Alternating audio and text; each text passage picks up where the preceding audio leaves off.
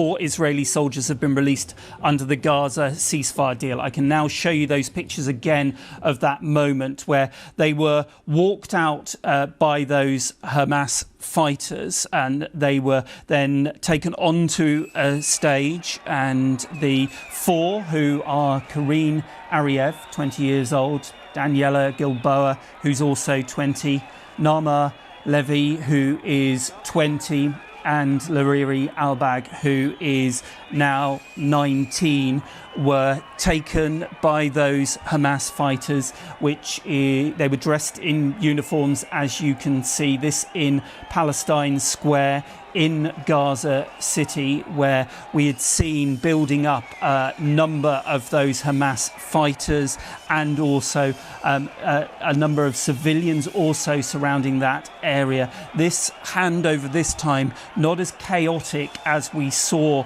on Sunday when the first of the hostages were released. As Rushdie was saying, the Hamas fighters more control over this.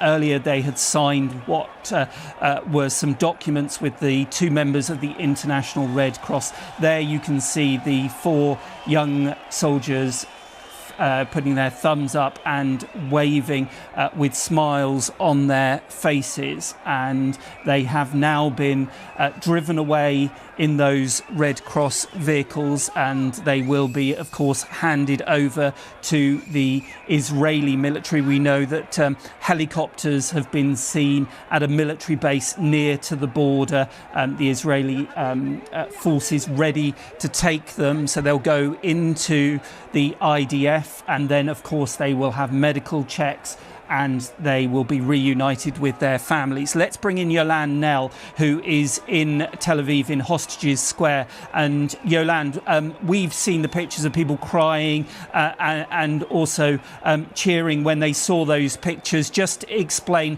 what it was like at that moment in Hostages Square.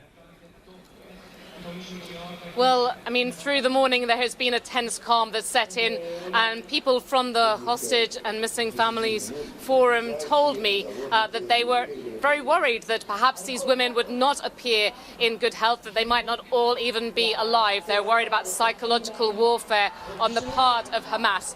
So you can imagine that when those 4 women aged 19 and 20 appeared in Gaza, then were walked onto a stage briefly there, people were smiling, they were cheering and whistling, and right now you can still see sort of around me, people are breathing a sigh of relief. Now we've seen those Red Cross vehicles in Palestine Square in Gaza being driven away. It should not take very long for that convoy to leave the Gaza Strip to make its way to the place where the parents of these 4 young women are waiting for them. And then after initial checks, they will be taken to a hospital in Petah Tikva, which is not far from Tel Aviv. That is the expectation, where they will undergo more in-depth medical checks and also be able to meet more of their loved ones, people who have been desperately waiting for news. But just also to remind you, I mean, this is a day of mixed emotions, really. I'm surrounded by posters which show the other hostages who remain inside Gaza, with many of them not even due to be released under the terms of this initial 6-week ceasefire deal between Israel and Hamas that has been negotiated by the US and Qatar and Egypt.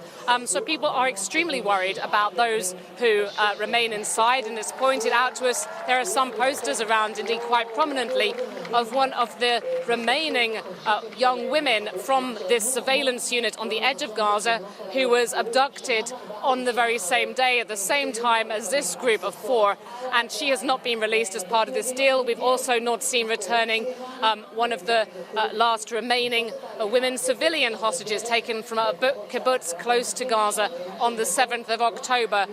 And so people remain extremely concerned about those who remain and whether this fragile ceasefire will stick, enabling others to be released.